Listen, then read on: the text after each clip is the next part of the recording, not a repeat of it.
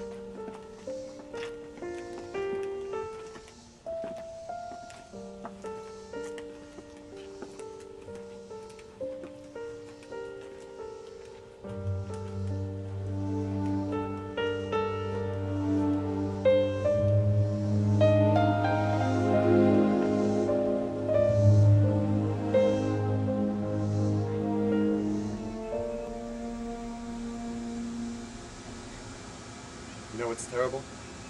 I can't even think of something terrific to say. Goodbye. I love you. I'll miss you.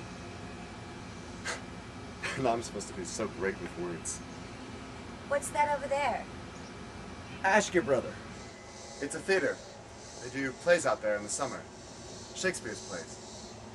God, how much he wanted to play Hamlet. I swear, he would have sold his soul to play that part. He would have gone to Timbuktu to have another go at that role. The summer he did it in Boston, he was so happy. Cal, I don't think she... It's not the time. Later. Your son was... The Jews have a word for it. Oh my God. Mensch, I think it is. I believe I'm using this right. It means warm, solid, the real thing. Correct me if I'm wrong. Fine, Dad, fine. Just quit while you're ahead. I won't say he was like a son to me. My son wasn't always like a son to me. I mean, in my clumsy way, what I'm trying to say is how much I liked Andre. And how much he helped me to know my own boy. Cal was always two hands full. But Andre and I could talk about anything under the sun. My wife was very fond of him, too. Cal, I don't understand about the balloons. They represent the soul. When you let go, it means you're letting his soul ascend to heaven. That you're ready to let go. Breaking all earthly ties. Does the Pope know about this? Penny. Andre loved my sense of humor. Listen, you can hear him laughing. So long, you glorious, wonderful... I know what Cal means about words. Man. God forgive me for wishing you were straight every time I laid eyes on you. But if any man was going to have you, I'm glad it was my brother.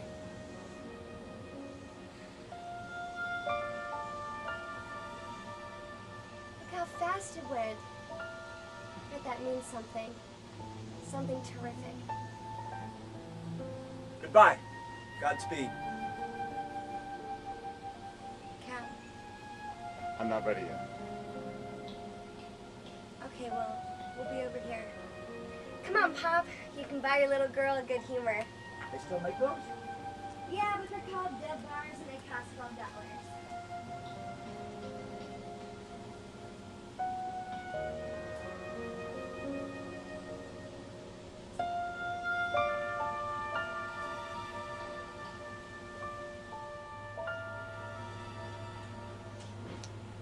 I wish I knew what you were thinking. I think it would make it a little easier for me. You know almost nothing about me, and I only know what Andre told me about you. I always had it in my mind that we'd be friends, you and me. But if Andre never told you about us, if this hadn't happened, I wonder if he ever would have told you. God, when he was so sick, if I asked him once, I asked him 1,000 times, tell her! She's your mother, she won't mind! But he was so afraid of hurting you. And of your disapproval. I don't know which was worse. How many of us live in this city afraid of our parents' disapproval, of hurting them? We lose ourselves here. A city of fugitives from our parents' scorn and heartbreak. Sometimes he would look a little down and I would say, "What's the matter, babe?" And this funny, sad, sweet smile would come across his face. And he'd say, "Just a little homesick, Cal. Just a little bit." I always accused him of just being a country boy, pretending to be a hotshot, sophisticated New Yorker. It's bullshit. It's all bullshit. Do you remember the comic strip, Little Lulu? Her mother didn't really have a name. She was so remote and formidable to all the little children. They just called her Lulu's mother. "Hello, Lulu's mother," her friends would say. She was almost anonymous in her remoteness. You remind me of her, Andre's mother.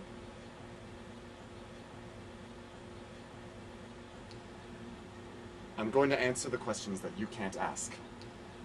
And then I'll leave you alone and you won't ever have to see me again. Andre died of AIDS. We don't know how he got it. I tested negative. He died bravely. You would have been so proud of him. The only thing he was afraid of was you.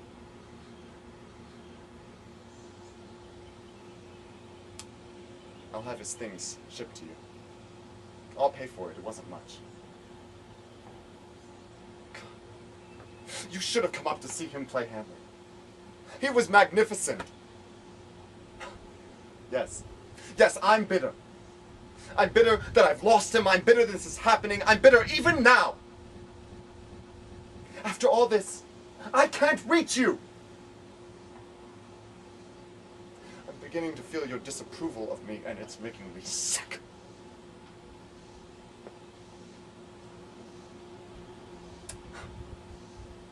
Sorry, old friend. I blew it.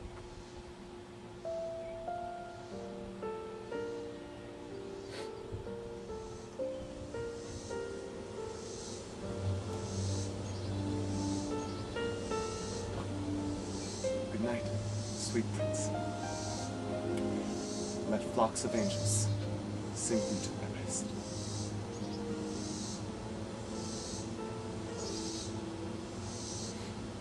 Goodbye, Andre's mother.